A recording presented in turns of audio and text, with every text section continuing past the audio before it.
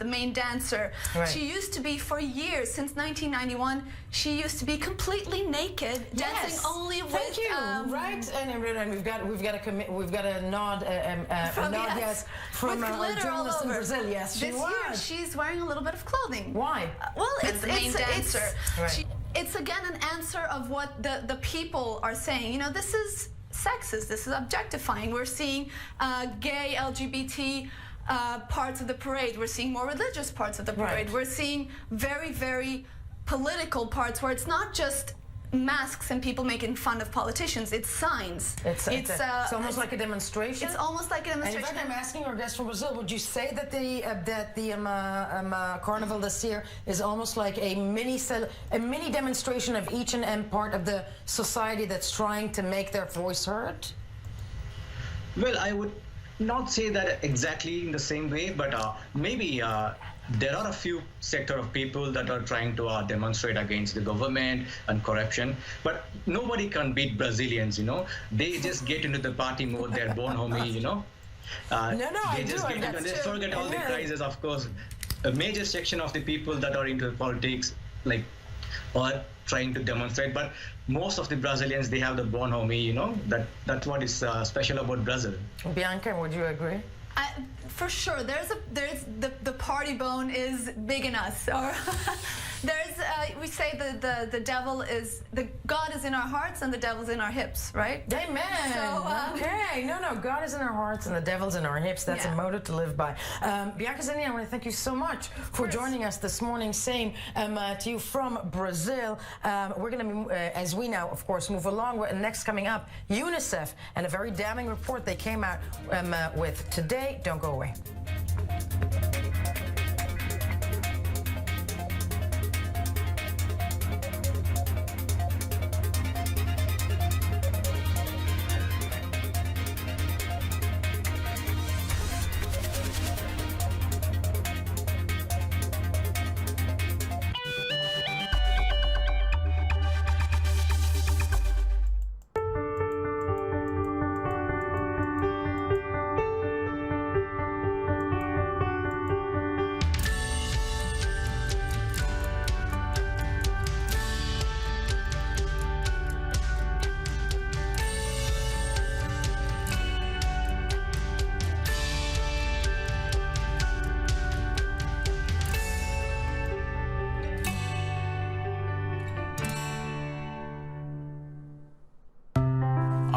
is becoming increasingly connected.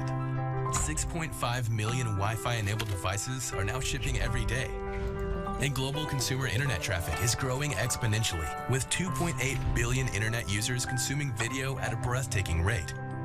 We are creating personalized mobile entertainment and communications breakthroughs that are connecting millions of people and billions of devices around the globe. We are Eris, and we're powering your digital world. Step inside a world of high-tech and intrigue, starting from the heart of the Middle East to wherever news is happening. We'll show the untold stories of security, intelligence, and strategic affairs, along with in-depth analysis of global conflicts, military technology, and cybersecurity. All this and more on Strictly Security. Join us on Saturdays, only on I-24 News. Strictly Security, Saturday at 8 p.m.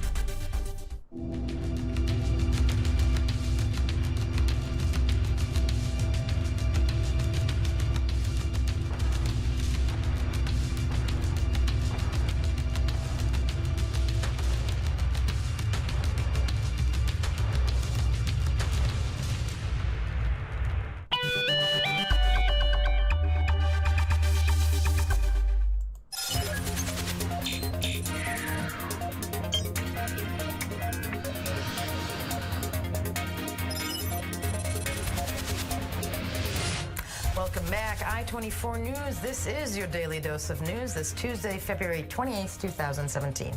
Now, UNICEF, the United Nations organization whose mission is to protect children, issued a report today. That report is very damning. It's a report on the plight of refugees and migrants attempting to reach Europe over the past year, or the last year. The report revealed that 3/4 of the children interviewed as part of a survey said they had experienced violence, harassment, or aggression at the hands of adults at some point over the course of their journey, while nearly half of the women and children interviewed reported sexual abuse during migration, often multiple times and in multiple locations. UNICEF said most children and women indicated that they had paid smugglers at the beginning of their journey, leaving many in debt, underpay, as-you-go arrangement, and vulnerable to abuse, abduction, and trafficking. The report urged governments and the European Union to support and adopt a 6-point agenda for action aimed at protecting child refugees and migrants, particularly unaccompanied children. The following report by the I-24 News Desk has all the detail. Let's take a look, break it down right after. It is one of the most dangerous journeys in the world. Migrants from violence-prone countries like Nigeria and the Democratic Republic of the Congo leave their homes behind in search of a better life. But what they find instead is a trail of tears, mixed with sexual abuse, violence, and the ever-looming threat of death. Many of those who undertake this trip through the central Mediterranean migration route are women and unaccompanied children. Today, too, several children were among the migrants arriving here in Catania. The smallest one is just 3 weeks old and was born in the desert. Some of the children have arrived with their mothers, with their families, while many others are alone. The number of unaccompanied minors arriving in Italy is still very high. According to a study by UNICEF, 3/4 of refugee and migrant children report that they experience violence, sexual harassment, or aggression during the migration, while nearly half said they experienced sexual abuse. Many others, however, don't make it. Approximately 1 in every 40 people who attempt the passage dies along the way. Those who brave the migration head for places like Italy, in the hopes that a new world awaits them. Now let's go straight to UNICEF. We're going to Brussels, where we're joined via Skype by Simon Ingram, Senior Communications Advisor of UNICEF. And Simon, I want to thank you so much for being with us this morning. And another very sad, very tragic report in this, what I would say, the last 2 or 3 years. Could you tell me, I mean, first of all, what would you say, is, what does the world need to know from this report specifically at this point in time? Numbers rising when it comes to children abuse in this whole migration land that we're living in, that we're living in? I think the main purpose of this report was to lift the lid on the appalling situation inside Libya. Libya has become, over the past year or so, an extremely important transit point for tens of thousands of migrants and refugees heading towards Europe, coming from sub-Saharan Africa. And these routes which they take, whether they're coming from the east and the Horn of Africa, from Somalia, from Eritrea, whether in the west over to Senegal and Gambia, the routes all converge in Libya, which is an incredibly dangerous and threatened situation due to the fact that there's so little in the way of central government on the ground. And basically, these people are prey to traffickers, to smugglers, and to the militias who control different stretches of the journey, the 1,000-kilometer journey, which these people must make along the way to reach the coast of the Mediterranean in order to head for Europe. And the dangers which they meet, the violence, the extortion, the exploitation, as well as the sexual abuse and violence, these are documented thoroughly in the report, and it's that the world should take notice of today.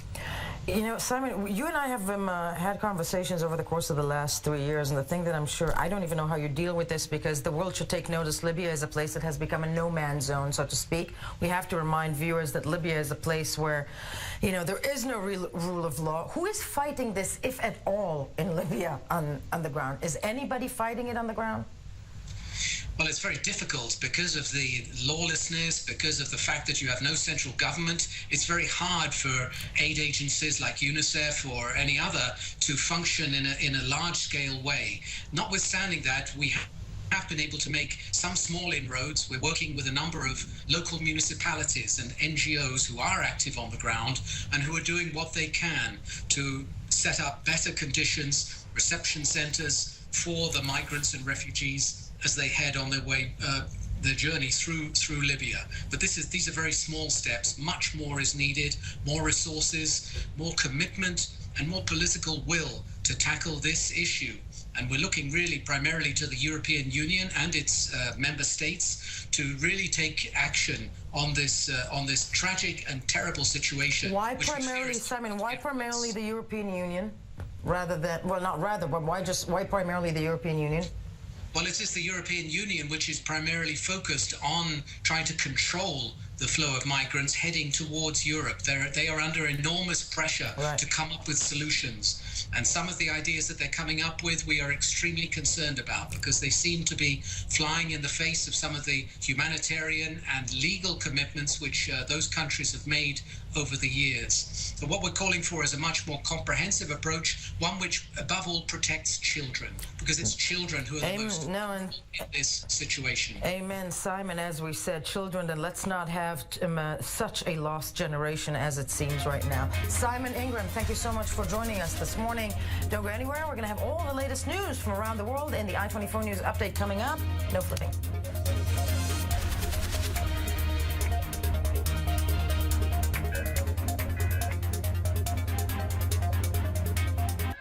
Every stone, every street, every scar tells the story of Israel. A place that speaks to the souls of Jews, Christians, and Muslims alike. Changed by time and conflict, its magic still echoes in the hearts of its people.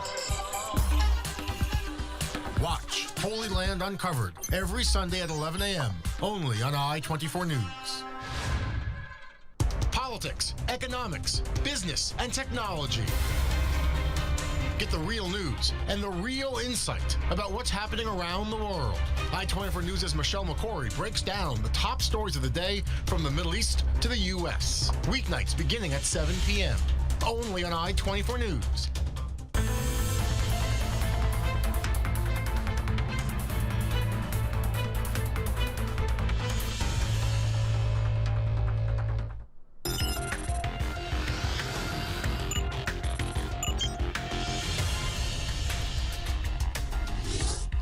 Welcome to the I-24 News Desk. I'm Jordana Miller.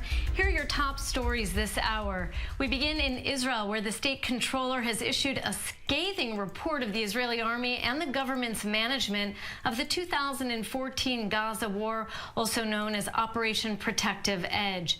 The report accused the top brass of the IDF of failing to prepare for the threat posed by the attack tunnels. The political leadership, including Prime Minister Benjamin Netanyahu, was also blamed for negligence on the tunnel issue and for lacking a strategic plan for Gaza. Staying in Israel, police are in the middle of evacuating 9 homes in the West Bank Jewish settlement of Ofra, homes that the Supreme Court determined were built on private Palestinian land. A number of police were injured in clashes that broke out with the settlers and their supporters. The demolition of the homes is expected tomorrow. Our reporter Ariel Levin-Waldman was there and sent this report. Police and military forced their way down the streets, moving people out of the way and quite literally dragging people from their homes before throwing them into the road. 7 houses out of the 9 were cleared this way. The last stragglers and the last 2, almost all of them concentrate on the roof you can see behind me. They're determined to hold out for as long as possible, and they have been holding out quite peacefully. I've seen protesters throw themselves in front of an evacuation bus to prevent it from moving. But this is the last stand, and you could see police and military forces moving into position to finish the job. Some in Israel believe that the evacuation of those 9 homes in Ofra were meant as some kind of distraction from the controller's report that came out today, which was so critical of the army and the government. Joining me here in the studio to talk a little bit more about that is Shai Ben-Ari, our senior defense reporter. Shai, let's walk through a few of the main criticisms in the report. Right. First of all, we're talking about 2 reports, really. One of them dedicated exclusively to the tunnel issue. Of course, it looks at the whole issue rather historically, going back to the early 2000s, how there were a number of different instances, even before the IDF pullout from the Gaza Strip, where the IDF was already having difficulty at that very early stage in dealing with the tunnel threat. It showed how in 2006, with the abduction of Gilad Shalit done through a tunnel, Hamas really understood that this was a major method for them to actually achieve their goals in terms of, with Gilad Shalit, they achieved the release of over 1,000 prisoners. They saw this as a strategic development that they needed to invest more in. We saw the results in 2 wars before Operation Protective Edge, both in Cast Lead in 2008-9, as well as Operation Pillar of Defense in 2012, where use was made, of course, of these tunnels, and not too much damage was done to the tunnel infrastructure. Despite all these prior warnings, we saw that in the lead up to Operation Protective Edge, right, in 2014, we saw mass use of the tunnel infrastructure. Not enough damage was done. It turned out there were tunnels still left behind, despite certain comments right after the operation that everything had been destroyed. The blame was laid both on the army for failing to really take this threat seriously, but also for on the political end for the politicians, including the Prime Minister and the Likud-led government, which didn't really take the threat very seriously, even once they knew about it. Right. In terms of the tunnel report, there aren't too many mentions of Prime Minister Benjamin Netanyahu. There are 1 or 2 where it says that the Prime Minister and the Minister of Defense didn't prioritize the issue high enough in the official list of intelligence priorities. It says the Prime Minister did not do enough to make sure that this was taken seriously enough, and as a result, resources were not allocated to deal with the threat. That's what the report says. The other report that we're talking about, the Protective Edge report, speaks a lot more about the role of the Prime Minister, the Minister of Defense, in not sharing enough information, specifically regarding the tunnels and other issues in the lead up to Operation Protective Edge. Not sharing, right? Indeed, and we heard those kinds of comments before this report came out, specifically mostly from the Education Minister Naftali Bennett, who at the time was the Economy Minister back in 2014. We know that the Israeli Prime Minister is defending his leadership during that war and those who were around him. Right. But the Palestinians, of course, are saying this, you know, in Gaza, Hamas is saying this shows how powerful they are with these tunnels against the Israeli army. Thank you so much for joining us, Shai Ben-Ari. That's all for now. Please stay tuned for more headlines at the top of the hour. Thanks for joining us here at the I-24 News Desk.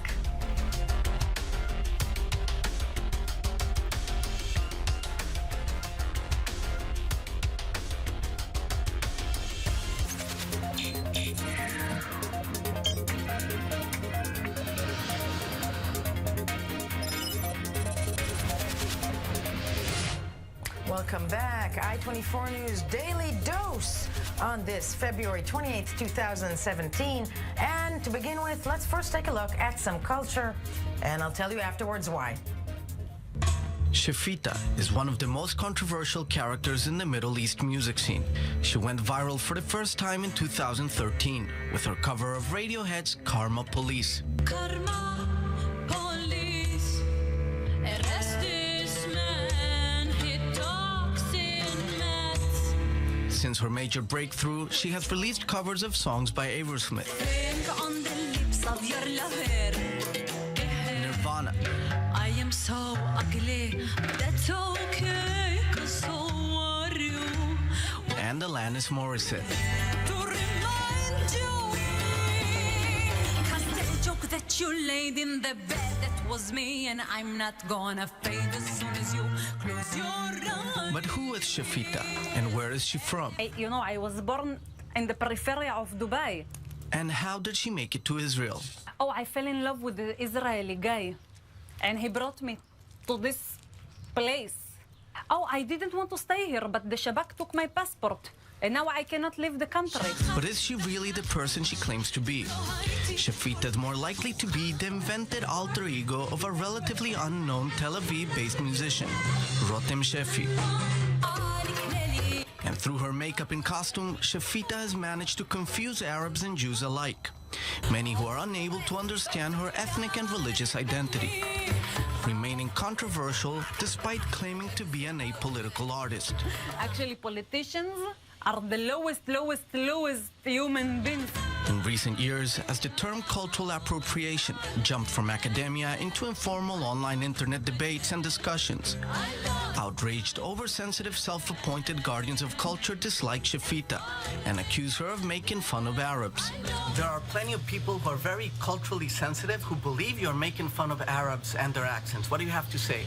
That's interesting because this is the first time I'm hearing this. But you know, I think I know the answer.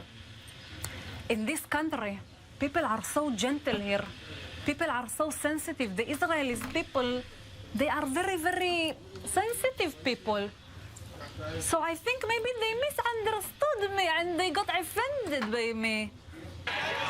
Is cultural sensitivity censoring and restricting artistic creativity in the name of political correctness? Was it also offensive when Sacha Baron Cohen released the film The Dictator, starring his alter ego General Aladdin? While the debate continues, Shafita has already made it clear she couldn't care less about what others think. It's okay, it's okay. Even if someone is getting very offensive, well, you want the truth? I couldn't care less. That's it. That is my answer. Luckily for me, joining me in studio is Daniel Campos. I'm so tempted to do that accent right now. Really? I am. Can you roll those R's? Okay. Is this selling? Does she sell? Yes. Do people like her? Yeah, absolutely. Well, definitely. All of her shows are sold out, and she's also touring abroad. She gets gigs abroad, international performances. So it's definitely working for her. What's controversial here is the whole cultural appropriation discussion, made popular also by Milo Yiannopoulos lately. Exactly. Thank you for doing the provocateur. So, I mean, it's up to you if you like her or hate her, Yael. I mean, and this is, essentially she's Israeli, isn't she? She's Israeli.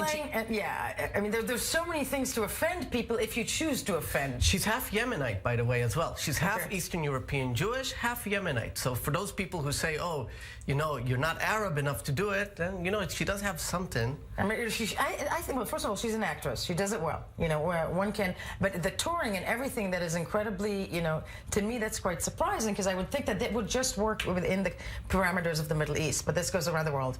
Do you like her hummus commercial? That's very true. I like her hummus commercial. I do like her hummus. My husband hates it. Daniel, all the time we have, say happy birthday. Happy birthday. Thank you very much. Everybody's forced to do that. Today, we will be right back with something entirely different. No flipping.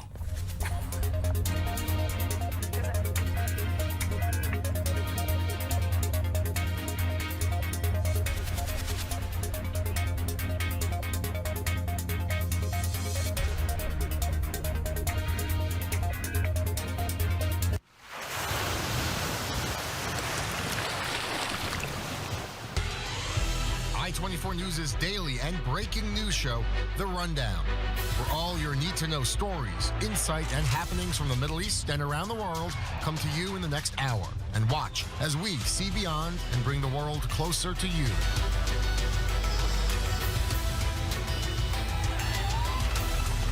The Rundown, Monday to Friday at 1 p.m., only on I-24 News. Unflinching, opinionated. Weeknights, David Schuster and Michelle McCory bring you analysis, interviews, and opinions that connect us to the Middle East and the world. Watch Crossroads, weeknights beginning at 6 p.m., only on I-24 News. Get your morning going with a look at what everyone is talking about here in the Middle East, and not just news. So grab a cup of coffee and join us for an hour of style, fads, flavors, and what's going viral. Trending, Monday through Friday at 8 a.m. Middle East politics has its own set of rules. In Israel and beyond, public figures play an elaborate game of cat and mouse with the media. We'll break it all down for you with our all-star panel of movers and shakers. The Spin Room, Sunday at 10 a.m. There are never enough hours in the day to get everything done. That's why we're here. We bring you all the major headlines from around the world in a way you won't hear anywhere else. Perspectives, looking at the news in a different way. Perspectives, Monday through Thursday at 11 p.m.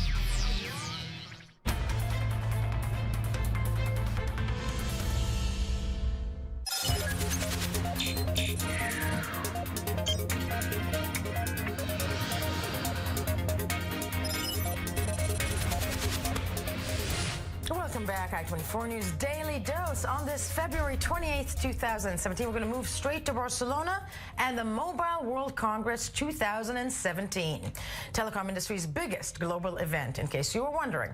Device makers like Sony, LG, Samsung, Nokia, and many more began showcasing their products that include handsets and networking equipment as the industry is gearing up for 5G. Yes, 5G is coming our way, or fifth generation technologies. The new tech opens the door to a variety of ever smarter gadgets, as the following presenter at the conference, 5G Lab Germany coordinator Frank H.P. Fitzek, explains. Let's have a listen to what he says and then have somebody else explain it to us. What you see here is the interplay of humans and machines. So you have one human being equipped with a simple jacket and a glove and an augmented and virtual reality glove, so that you can really see what a robot sees because there's a camera. You can move your body and you will see the arms and the hands even moving. And in order to communicate, we have a network, and this network is now two different things. It could be the network as it is today and as it will with 5G. And let's go straight to Barcelona. We're joined by Joel Jasper, senior partner at Finn Partners. And Joel, I want to thank you so much for being with us this morning. Do excuse me, it is my birthday today, so I may have butchered your name. But I want to ask you actually the first thing about fifth generation. What will the fifth generation bring upon us? What will it mean? Yeah. First of all, yes, happy birthday. I understand that is a requirement today. Yes, thank you very much. Thank you very much. It is. But yes. Second of all, fifth generation, it's going to be extremely cool because it just makes everything faster. But I want to caution everyone, 5G was first talked about at last year's Mobile World Congress, is being talked about a lot more at this year's Mobile World Congress, but is not going to be a reality for another 24 months around. So there's a lot to be excited about. There's a lot of hype at these kinds of events in general, and 5G is part of that hype, and it will be a reality, but people are going to have to be a little patient. Okay, and when you say a lot faster, and I'm assuming it's going to take them, quite a while, but when you say a lot faster, what does that mean? Imagine you're on the train and you'd like to watch a movie, so you're streaming a movie live on your cell phone without any buffering taking place at all, in high definition. In high definition. That's what we're talking about. Yeah. I'm actually, that's terrifying for me when it comes to my children. I have to say, I think they're going to get to. They're going to probably live in that world, but I will not understand what they're doing. And Joel, where you're at right now in that conference, what would you say are the most exciting things that you're seeing? Yeah, there's a lot of hype, and if we think about the January-February time period, you start with CES, Consumer Electronics Show in Las Vegas, where there's a tremendous amount of consumer hype. That's followed, interestingly, by Mobile World Congress, which is less about sort of classic consumer hype and more about, okay, CES set the tone for what's going to be. These companies, more on the infrastructure side, have to figure out a way to make it work. So there's a lot in terms of the telecom networks and the chipsets. I'm actually here with a company called Altair Semiconductor that provides those communications engines for the inside of all the Internet of Things IoT devices. But I saw something really cool earlier today that I want to share. It's a company called Humovox. Okay. And I don't know if a photo is showing on the screen right now, but Humovox has a wireless charging platform that basically eventually will be in the form of a bowl, like a salad bowl. Basically, the idea is you come home and all of your devices that you've been using all day, you just drop them in the bowl, and the bowl wirelessly charges them. It's like sitting on your kitchen counter, that kind of thing. I love that, Joel. I want that. And that's really cool. Okay. And that's really cool. But I have to warn again that we're talking about anywhere between 18 to 24 month time frame for that. And other thing. Then Joel, this is your mission. You don't know me, but this is your mission in life. For my next birthday, it would be amazing. Exactly. For my next birthday, that is what you're getting me. You're getting me the charging bowl. There we go. Well, considering the fact that today is your birthday, you're going to have to wait until the following birthday, not next birthday. But something that I can get you right now is really cool, and that is this. Ooh. This is the Energizer. I don't know if it's clear enough. Yes. This is the Energizer credit card size and truly credit card size power card. Okay. This thing which on the backside you can see there's a little way of plugging it into your phone. This thing can provide you, when you hear that horrible sound, that means that your phone is running out of charge? Yes. This thing, you keep it in your wallet, and this will provide you with 3 additional hours of talk time after you hear that horrible beep that gives us all nightmares that says that your phone is running out of batteries. So this is like, they even refer to it as like the SOS power card. The SOS power card. And it's you're basically there at the conference where, this is the device that all of us, I think, in the Western civilization, basically around the world, want to own right now. This is available right now, though, right? That's something one can get. This is going to be available within the next 6 months. So in trade show terms, that's now. You know what I mean? No, completely. And that's the thing, that you just stick this into your phone? Is that what what do you do this? There's a little charging plug that comes out of this and plugs directly into your phone, almost like a USB. Bring it up. I'm seeing the charging. Bring it up again, because I see the charger. If you can bring the little cord up, exactly. A little bit more. Right. So that white piece of tape comes off, and a little charger comes out, and gives you up to 3 hours of charge. You were talking about being concerned about your kids. Yes. When your daughter is out late at night, and all of a sudden you're trying to reach her, and her phone is dead because she's been, taking photos and texting her friends all night, she can have this card, and you'll be able to reach her. Joel, first of all, I want to tell you, I am constantly concerned about my daughter, Leah, who's 4 years old. Whenever she goes out at night and stays out late, it happens only once every several months. But I'm kidding, of course. I'm kidding. Right. So I have a 16-year-old daughter, so this comes in very handy for someone like her. Entirely so, and I think in this day and age, when we're so terrified of the digital devices that our children will know how to use better than ours. It's good to have people like you over there showing us the devices that can help us protect them in this given world. So this is 6 months, in 6 months out in the market, so to speak. I'm sure that's going to be a humongous hit in many places. Joel, thank you so much. I had fun. One last correction. It's Goel, but no problem. I'll just call you Jael. Yes! Please do. And I think I deserve that. Goel, toda. Thank you. That was it from, obviously, Barcelona. Don't go anywhere. We'll be right back.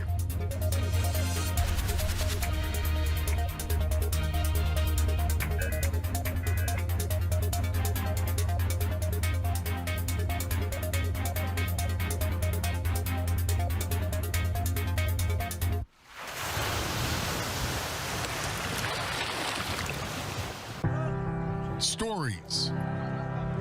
Stories that touch your heart and open your eyes. Stories that take you on a journey and show you something you will never forget. It's drama that only life can offer. High definition documentaries and discussions that connect us all. Weeknights at 10 p.m. only on I-24 News. Fearless, timely, and always engaging. Every night, David Schuster brings the news from around the world to your front door. Watch Stateside, weeknights at 9 p.m. on I-24 News.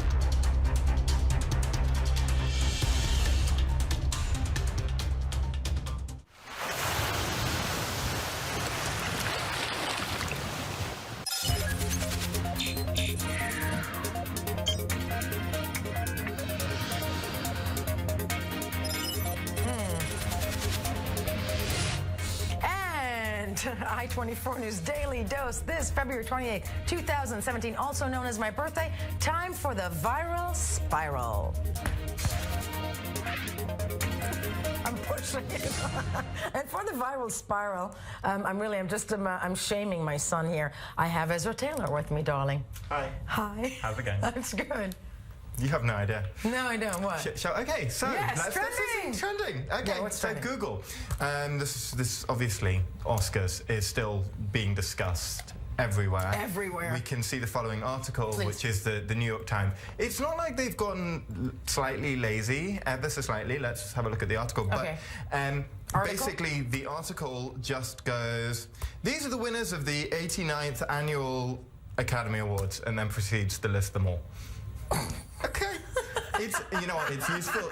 I guess it's good, but It's good, it's in good. related searches on Google, interestingly, the second most searched thing is Oscar's mistake, because of course everyone is discussing the mistake that happened, and it's... No, I know, which makes me think, I'm saying this as a journalist. I mean, okay, they made a mistake. Move on. I mean, things happen. Yeah, but as in... Yeah, it's not a good thing, but you know what? 2017 is shaping up well. It is? No, really? It is? I don't know. I mean, there's all I'm waiting for shaping up 2016 well to be end. another 2016. Okay. Let's take a look at a video now. This is something that caught my eye this morning, and you know what? It makes the internet flow much faster. Let's take a look. And if anybody knows, that's Ezra. Let's take a look. We know the gender. Shocking baby gender reveal. Emotional epic gender reveal. Super baby reveal. It's a girl. And last but not least, shocking gender reveal. Congratulations, you are having a girl. Just saved you 3 hours and 57 minutes in only 35 seconds. Welcome to Stop Clickbait. Casey Neistat says there's one trick to 2.5 million subscribers. It's easy. All you have to do is vlog every day for a year straight. Toby Turner says, I was poisoned. Oh no, I hope he's okay. Well, he is, because he just got food poisoning and was totally fine. Yes, because you know what? It takes... I have no idea what that was right now. I'll explain what that was. It's basically, you know how you see all these videos online and you see how there's gender reveals and there's all these types of things. This is just a quicker way of watching all of them, because you can find out what happens without watching them. It's like the internet. And there are people actually that their attention span can actually. This was the idea of this guy. You know, understand that. See, I'm losing my words. Okay. Don't worry, that's how the show goes. No, you can always just have. Always just watch all of these, and then you know exactly what's going on without watching all of those. Anyway, should we move on to dogs and babies? Yeah, dogs and babies. Because you know what, they're cute, and that's what you need on your birthday. And that's what we. Yes, that's what we. Yes. Yes. Let's take. Did you? Okay. You brought me a dog. Let's take a look at.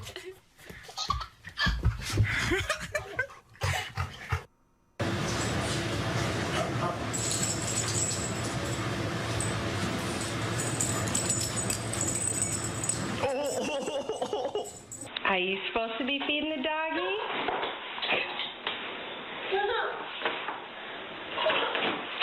What are you doing? Are you teasing? I was waiting for the dog to eat him. Yeah, well, no, but it could have bitten hand. Thank God it didn't. I think I just see someone on the edge of the studio. They have things. Oh my God, they have things. Happy birthday to you. Happy birthday to you. Happy birthday to you. Happy birthday to you. Was this timed directly to the end of the show? Yes, it was. Okay, there was a lot of planning. Sing the song as well. Yes. Let's do it together. Sorry about the candles. It's a fire hazard. It's a fire hazard. But we got you a cake. Everybody, you got me a cake. Okay, wait, let me show you the cake. This is amazing. This is amazing. Can I just, not going into my face, okay? No, it's not. Not like this. We thought about it. You thought about it. Can I, take a big bite out of it live on the air? No. You can confirm you're not. Can I lick this? Can I really lick this? Okay, fine, I won't do that, but everybody sing with me. It's my party and I'll cry if I want to, cry if I want to, cry. Okay, we're spreading this cake. 11th birthday, right? It's I am 11 and a quarter today. I'm one of these people that were born on the February 20th. No. Born on special lady. A special lady born on February 20th. But I want to thank basically everybody who works on this show. Wait, I want to thank the Oscars.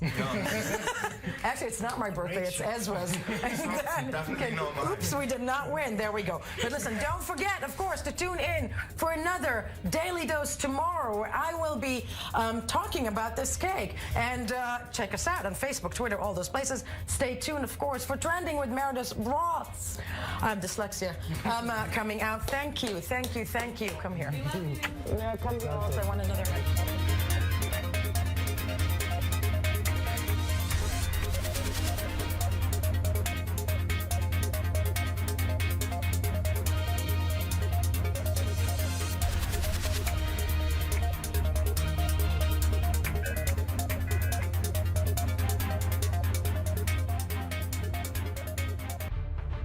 Strictly security.